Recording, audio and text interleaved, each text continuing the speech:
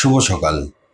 প্রিয় দর্শক, শেখ মুজিব মুক্তিযুদ্ধ চেয়েছিলেন কিনা বা তিনি মুক্তিযুদ্ধের প্রস্তুতি নিয়েছিলেন কিনা সে বিষয়ে আজকের ভিডিওতে আলোচনা করব। আগের ভিডিওগুলোর মতো এ ভিডিওতেও ভারতীয় বয়ান বা আওয়ামী লীগের বয়ান উপস্থাপন করব না, বিশুদ্ধ পাকিস্তানি বয়ান উপস্থাপন করব। মুক্তিযুদ্ধের প্রস্তুতি বিষয়ে ধারণা পেতে পুরো ভিডিওটি দেখতে পারেন। দর্শক, 1969 থেকে 1971 মেয়াদের পাকিস্তান সরকারের যোগাযোগ মন্ত্রী Golam Waheed Chowdhury the last days of united Pakistan বইয়ে লিখেন, বছরব্যাপী নির্বাচনী প্রচারণা মুজিব ও তার দলকে পূর্ব পাকিস্তানের ঘরে ঘরে বাংলাদেশের বাণী প্রচারের সুযোগ করে দিয়েছিল।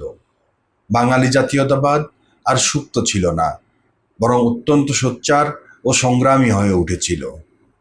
অর্থাৎ 1969 সালের নির্বাচনের আগেই বাঙালি জাতীয়তাবাদের ভিত্তিতে বাংলাদেশ প্রতিষ্ঠার বিষয়ে বাংলাদেশের জনগণকে সোচ্চার ও সংগ্রামী করে তোলা হয়েছিল। দর্শক, 1971 সালের 25 মার্চে পরিচালিত অপারেশন সার্চলাইটের পরিকল্পনার দায়িত্বে থাকা major general Khadim Hussain Raja a stranger in my own country East Pakistan 1969-1971 বইয়ে লিখেন, নির্বাচনের পর মুজিবের অবস্থান ছিল অজেয় এবং তিনি তার নবঅর্জিত শক্তি সম্পর্কে অত্যন্ত সচেতন ছিলেন। আওয়ামী লীগ তার শক্তি প্রদর্শন শুরু করেছিল এবং সামরিক আইন কর্তৃপক্ষের সাথে একটি চূড়ান্ত সংঘাতের জন্য প্রস্তুতি নিতে শুরু করেছিল। সামরিক প্রস্তুতির অগণিত খবর আসতে শুরু করেছিল। ভারতীয় অন্তর্ঘাত ও অনুপ্রবেশের খবরও সমানভাবে অসংখ্য ছিল। ভারতীয় সীমান্ত পেরিয়ে অস্ত্র চোরাচালান একটি বড় সাধারণ ঘটনায় পরিণত হয়েছিল। এমনকি বড় শহরগুলোতেও অস্ত্রের দোকান লুটপাট বাড়ছিল। এটা স্পষ্ট ছিল যে ব্যাপক সমর্থন পুষ্ট আওয়ামী লীগ অদূর ভবিষ্যতে একটি মুখোমুখি সংঘর্ষের জন্য প্রস্তুত হচ্ছিল। প্রিয় দর্শক, 1970 সালে মেজর সিদ্দিক সালিককে ঢাকায় বদলি করা হয়। তিনি পূর্বাঞ্চলীয় কমান্ডের আইএসপিআর জনসংযোগ কর্মকর্তা হন। সিদ্দিক সালিক তার লেখা উইটনেস টু সারেন্ডার বইয়ে উল্লেখ করেন, ঘূর্ণিঝড় পরবর্তী কার্যক্রমে ত্রাণ সামগ্রীর সাথে বিদেশ থেকে পাচার করা অস্ত্রের মাধ্যমে অস্ত্র ভাণ্ডার গড়ে তোলা হয়েছিল। তিনি তার বইয়ে লিখেন, রাষ্ট্রপতি যদি পরিস্থিতির বাস্তবতা স্বীকার করতে অস্বীকার করেন, তবে তার সঙ্গে চূড়ান্ত সংঘাতের জন্য মুজিব তার সশস্ত্র শক্তি সংগঠিত করেন। কর্নেল অবসরপ্রাপ্ত এমএজি ওসমানী মুজিবের কার্যত সর্বাধিনায়ক হন। তার ব্যক্তিগত সেনাবাহিনীতে আওয়ামী লীগের স্বেচ্ছাসেবক, বিশ্ববিদ্যালয়ের ছাত্র এবং প্রাক্তন সৈনিকরা ছিলেন। অস্ত্রের দোকান লুট করে এবং সরকারি অস্ত্রাগার ভেঙে তাদের অস্ত্র সরবরাহ করা হয়েছিল। প্রাদেশিক সরকারের অধীনে থাকা সমস্ত আনসার রাইফেল তাদের দেওয়া হয়েছিল। ঘূর্ণিঝড় পরবর্তী কার্যক্রমে ত্রাণ সামগ্রীর সাথে বিদেশ থেকে পাচার করা অস্ত্রে গড়া অস্ত্র ভাণ্ডার স্থানীয়দের সক্ষমতা আরও বাড়িয়ে তুলেছিল। বিশ্ববিদ্যালয়ের ছাত্রছাত্রীরা তাদের গবেষণাগারে অপরিশোধিত বোমা তৈরি করেছিল। মুজিবের নির্দেশে কর্নেল ওসমানী একটি নির্দিষ্ট তারিখ ও সময়ে তাদের কার্যক্রম সমন্বয়ের জন্য বাঙালি পুলিশ, পূর্ব পাকিস্তান রাইফেলস এবং পূর্ব বেঙ্গল ব্যাটালিয়নের সাথেও যোগাযোগ স্থাপন করেন। আওয়ামী লীগ হাইকমান্ডের সামরিক দলটি নিয়মিত বৈঠক করত। কিছু কর্মরত বাঙালি কর্মকর্তাও এই বৈঠকগুলোতে উপস্থিত থাকতেন। অন্যদিকে মুজিবের কার্যত সর্বাধিনায়ক কর্নেল অবসরপ্রাপ্ত এমএজি ওসমানীও ইয়াহিয়া সরকারের বিরুদ্ধে সামরিক অভিযানের জন্য তার পরিকল্পনা ঝালিয়ে নেন। তিনি মুজিবের আহ্বানে সাড়া দিয়ে অভিযানের জন্য প্রস্তুত হতে নিয়মিত পাকিস্তান সেনাবাহিনী সহ বাঙালি সৈন্যদের সাথে গোপনে যোগাযোগ করেন। মেজর জেনারেল অবসরপ্রাপ্ত ডিকে পালিতের মতে কর্নেল ওসমানীর পরিকল্পনায় নিম্নলিখিত কর্মপন্থাগুলো অন্তর্ভুক্ত হয়েছিল। পূর্ব পাকিস্তানকে অবরুদ্ধ করার জন্য ঢাকা বিমানবন্দর ও চট্টগ্রাম সমুদ্র বন্দর দখল করা, সশস্ত্র ছাত্রদের সহায়তায় পূর্ব পাকিস্তান রাইফেলস ও পুলিশের দ্বারা ঢাকা বিশ্ববিদ্যালয়কে ঘাঁটি হিসেবে ব্যবহার করে ঢাকা শহর নিয়ন্ত্রণ করা, পূর্ব পাকিস্তান রাইফেলস ও ইস্ট বেঙ্গল রেজিমেন্টের পক্ষত্যাগী সদস্যদের দ্বারা সেনানিবাসগুলোতে হামলা চালিয়ে সেগুলো দখল করা।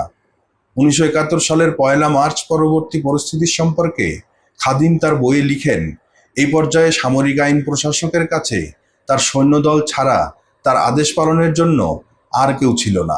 এমনকি সৈন্যদলের ব্যাপারেও এই পর্যায়ে আমাদের কাছে এটা স্পষ্ট হয়ে গিয়েছিল যে বাঙালি সৈন্যরা বাঙালি জনতার উপর গুলি চালাবে না।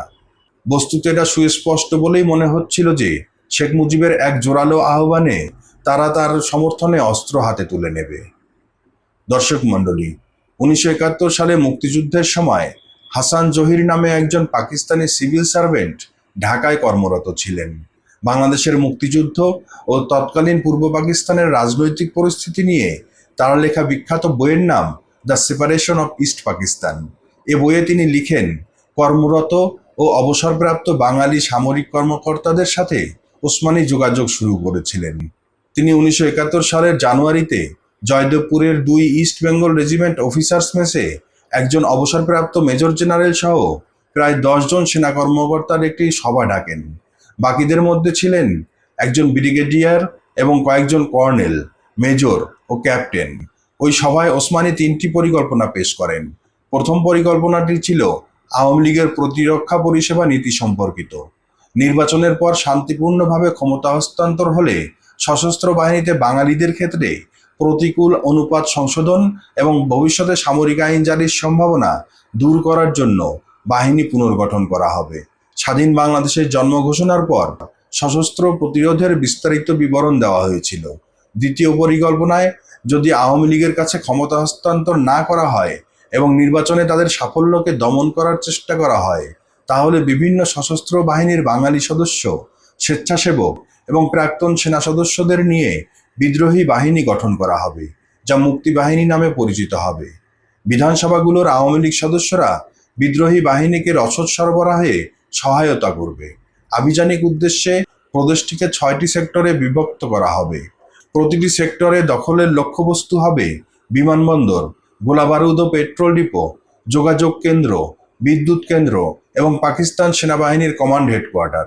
পাকিস্তান সেনাবাহিনীর অভিযান ব্যাহত করার জন্য পোড়ামাটি নীতির বিস্তারিত বিবরণও নির্ধারণ করা হয়েছিল। পাকিস্তান সেনাবাহিনীর আক্রমণের মুখে বাংলাদেশ দখল ধরে রাখতে মুক্তিবাহিনী ব্যর্থ হওয়ার পরিস্থিতি মোকাবেলার জন্য তৃতীয় পরিকল্পনাটি তৈরি করা হয়েছিল। এমন পরিস্থিতিতে সমস্ত সেক্টর কমান্ড সীমান্ত পেরিয়ে ভারতে পিছু হটবে। পশ্চাদপসারণের সময় সড়ক, সংযোগ সেতু ইত্যাদি ধ্বংস করে দেওয়া হবে। সামরিক, কূটনৈতিক এবং রাজনৈতিক ক্ষেত্রে ভারতের সহায়তায় একটি দীর্ঘস্থায়ী প্রতিরোধ গড়ে তোলা হবে। ওসমানী তাজউদ্দিনকে জানান যে ইতিমধ্যেই আওয়ামী লীগ নেতাদের সাথে ভারতীয়দের বৈঠক হয়েছে এবং পরিকল্পনা অনুযায়ী পূর্ণ সাহায্যের আশ্বাস পেয়েছেন। বিভিন্ন কর্মকর্তাকে দায়িত্ব বন্টন করা হয়েছিল এবং তাদের দায়িত্ব বন্টন প্রতিবেদনের ভিত্তিতে কর্মপরিচালনার বিস্তারিত চূড়ান্ত করার জন্য ফেব্রুয়ারির শুরুতে পরবর্তী সভা অনুষ্ঠিত হয়। প্রিয় দর্শক, 1971 সালে সংঘটিত গণহত্যায় প্রধান অভিযুক্ত রাও ফরমান Ali how Pakistan goat divided বইতে লিখেন, 7ই মার্চের পর ছাত্রাবাসগুলোকে গেরিলা প্রশিক্ষণ শিবিরে পরিণত করা হয়েছিল। বিভিন্ন জায়গা থেকে ভারতীয় অস্ত্র ও গোলাবারুদের আগমন এবং বেসামরিক সরকারে নিযুক্ত প্রাক্তন সেনা সদস্য ও অন্যান্য কর্মকর্তাদের দ্বারা আওয়ামী লীগ স্বেচ্ছাসেবকদের প্রশিক্ষণের খবর আসছিল। সৈন্যদের মোকাবেলা করার জন্য একটি আধা সামরিক বাহিনী সংগঠিত করতে কর্নেল ওসমানী নিয়মিত ব্যস্ত ছিলেন। আলোচনা চলাকালীন আওয়ামী লীগ কর্মীরা সশস্ত্র বাহিনীর সঙ্গে সংঘর্ষের জন্য অস্ত্রশস্ত্র ও গোলাবারুদ সংগ্রহ এবং প্রস্তুতি অব্যাহত রেখেছিল। দর্শক মণ্ডলী, Hasan Zahir the separation of East Pakistan বইয়ে লিখেন, পাকিস্তান সরকার অভিযোগ করে যে 24 মার্চের মধ্যে সশস্ত্র অভ্যুত্থান এবং স্বাধীন বাংলাদেশ রাষ্ট্র ঘোষণার জন্য আওয়ামী লীগের প্রস্তুতি উন্নত পর্যায়ে পৌঁছে গিয়েছিল। ফলে কে আগে আঘাত হানবে, পাকিস্তান সেনাবাহিনী নাকি আওয়ামী লীগ, তা একটি সম্পূর্ণরূপে সামরিক প্রশ্নে পরিণত হয়েছিল।